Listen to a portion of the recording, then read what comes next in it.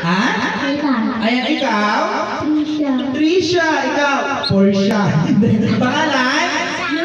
Eunice. And syempre si TJ. Wow! Kompleto. Ikaw? Raymar, ikaw? Ah? Rapa, ikaw? TJ, ikaw? Mark, ikaw? Nanay, pangalan po? Ayan, okay. So, ganito lang yung gagawin natin guys. May sasabihin lang ngayon sa pag nakatawa ninyo si Kuya Clown. Pag nasabi ko yan, kailangan nyo lang itong hawakan. For example, taas dalawang kamay.